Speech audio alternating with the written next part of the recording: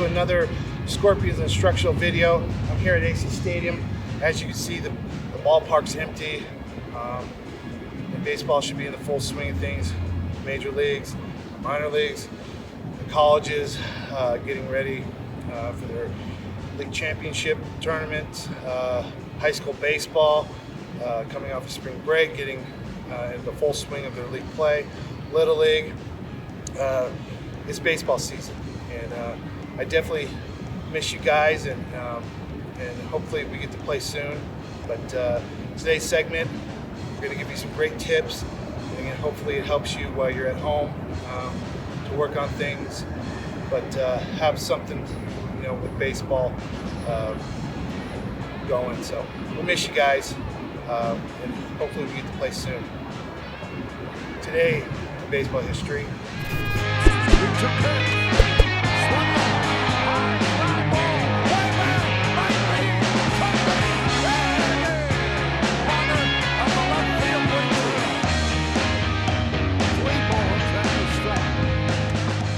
Long drive, way back, it might be, it could be, it is!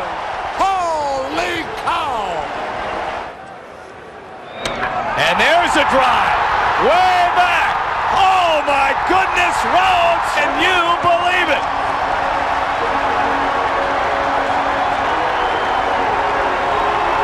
He has hit 3 home runs. And there's the curtain call. Hey guys, it's Coach Fleury with Coach Jack here. Today's defensive stuff that we're going to do in this particular instructional video is, again, something that you can do at home with a baseball, tennis ball, racquetball, any type of ball that has a little bit of a bounce to it. Again, to create some movements to keep us sharp when they tell us that we can play ball. So today we're going to work on kind of what I call an old school drill here. I think the kids will love it. Again, this drill that we're about ready to show you is to help you understand how to want to create a pre-pitch and then what we call work into the baseball. So I'm going to have Coach Jack step right here first. Okay? So what we're going to do here is Coach Jack's going to throw the ball up in the air, and then when it bounces, once it bounces, then he's going to try to get the ball before it bounces. That's the object of this particular drill. Now, in doing that, to create that we're on a ball field, is we're going to throw it up, and we're going to get a good pre-pitch here. And again, once it hits the ground, then we're going to explode through the ball and try to catch that before it bounces. We might catch it on what I call a little short hop, but again, it's to create movement towards the ball. And obviously you can do this in the backyard. If you're going to do it in the street, make sure obviously there's no cars coming, driveway, wherever, that you can do this, that the ball can bounce. So Jack, I'm going to have you kind of demonstrate the first part of this. Okay? Boom, good. Let's do another one.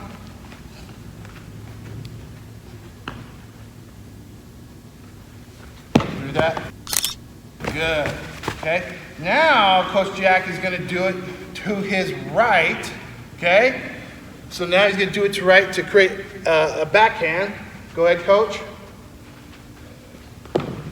Good. Let's do another one. He's going to throw it up. He's going to pre-pitch. Okay. So on this one, Coach, do a little pre-pitch before you attack the baseball. Okay. Go ahead, pre-pitch, then attack. Good. Now he's going to go the other way for the forehand. Go ahead, Coach. Good, pre-pitch, and then come through the ball. Very nice. One more.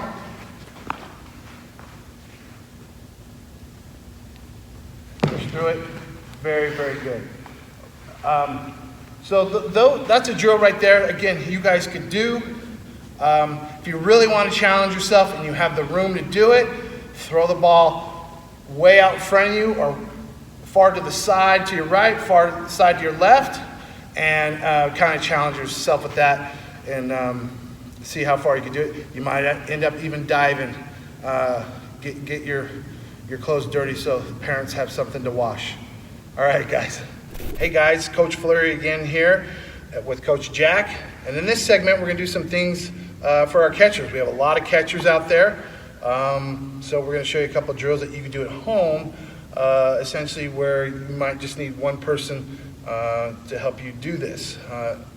These drills you can use a regular baseball, again, tennis ball, whatever round type of object you have. It could be a sock that you rolled up. Just something, again, we're trying to create that hand-eye coordination to stay sharp so when we get ready to play. The first drill we're going to do, really simple. I'm going to have Coach Jack drop his glove to the side there, and we're just going to do it with his bare hand, okay? So he's just going to get in his stance here, okay? And it's just really simple, right? I'm going to feed him the ball, boom, good. Feed him the ball, good. Now, if you want to kind of push yourself a little bit, he's going to try to catch it with his 2 fingers. His index and his middle finger, good. Index, middle finger, nice. Okay, good. Again, you can move the ball around on him, but again, that's creating some hand-eye coordination, creating some soft hands, but at the same time, we want to be strong with that drill. So the next drill we're going to do is Coach Jack's going to put his glove back on, okay? And we're going to do a drill, again, what I call a framing drill. Again, this is to help our pitchers create more strikes. And again, it's a simple drill. It's a big part of being a catcher is being able to, what I call, funnel the ball back to the middle. So when he's on his left, he's going to go to the center. When it's high, he's going to push it down to the center. To his right, push it to the center. And when it's low, as you hear all the time, get his thumb underneath, again, to bring it to the center. So go ahead and set up Jack, okay? So again with this, when I throw it low here, okay, he's going to get his thumb underneath, boom, he's bring it to the center. When he go to his left here, boom, he's going to, boom, take it to the center. When he goes to the right here, okay, boom, again, he's going to the center. When it's up, boom, he's trying to, okay? Again, we're trying to create everything back to what I call the center of his body, no matter where he's set up, okay? So it's what I call the all around the world drill. I'm gonna go all around and he has to create those actions that we just talked about. All right, Jack? Okay, so I'm gonna go to your left. Good. I'm gonna go high. Good. I'm gonna go to your right. Good. Now I'm gonna go low. Get your thumb underneath. Good. Let's try that one again. I'm gonna get a little bit lower. Keep your glove there. Good. Let's go low again. Good. We'll go to the right. Good. High. Nice. And to your left. Beautiful. So, again, that's a simple drill that you can do at home. Obviously with, especially the bare hand drill, if you use a tennis ball or racquetball, it gets a little bit tougher because it's going to want to bounce out of your hand. But great whatever ball that you have, and just something you can do at home while we're still waiting to play. For this segment, we're going to go over some pitching grips to help you guys when you're at home. And again, we're trying to use this time as efficiently and as wisely as we can. I'm hoping that everybody is moving their arms, whether it's throwing against a wall, playing catch with their dad, their sister, their mom, whoever. We have to keep moving our arms. And ideally, whether you're doing it with a catch partner against a wall, we want to make sure we're creating or simulating a bullpen at least twice a week, anywhere from 20 to 35 pitches. 3 times would even be good, just depends how your arm feels, but definitely twice a week. We want to make sure we're keeping our arms moving, because when they do say play ball, that's the biggest thing we're going to have to catch up, other than a hitter getting his timing back. So again, today's segment, we're going to talk about pitch grips. And the best grip that we're going to do is called the four-seam fastball. And as you'll see, guys, on the baseball, okay, there's little horseshoes, okay? They're all over the baseball. We're going to take that horseshoe and we're going to take our fingers and hold it across the horseshoe, okay? Like that.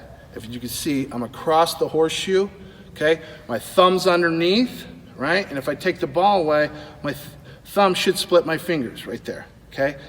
I know, again, I preferably like the fingers closer together. Some of you guys might feel comfortable still having your fingers here, especially young kids. You might even have 3 fingers on the baseball, okay? As long as we're holding it across the horseshoe, that's the most important part. Again, this is the type of grip we need to have when you're in the field. Again, it lets the ball stay straighter, creates backspin. It's just a more efficient way of throwing the baseball. But in the pitching world, this is going to help us create velocity and accuracy. Okay, so then the next pitch, which is going to be right off of that, again, 4-seam, okay, is the changeup. Now, there's really no right or wrong way to hold a changeup. I'll show you a couple grips that I'm sure a lot of people are familiar with. Again, across the horseshoe, all right, we have the circle change, okay? Again, I held it across the horseshoe, and as you can see, I've created a circle, right? Here's my hand right there, okay? That's a pretty advanced change-up grip, but again, it's a change-up grip.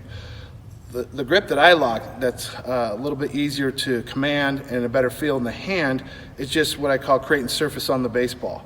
I'm just going to get my fingers as wide as I can on the baseball, and as you can see here, okay, here. The thumb you can put anywhere. You don't have to connect it there because that would be the circle changeup, but we could do it anywhere in here. I just feel like I have better control when my thumb is more like where it is on my fastball. And just right there, make sure my finger's what I call below that seam right there to take away one of our power fingers there, because these are your 2 power fingers, and we're just getting this to make it a little bit weaker in my hand. Okay, that's the changer grip. I know a lot of kids, because the ball will feel smaller in their hand, will do a 2-seam change up.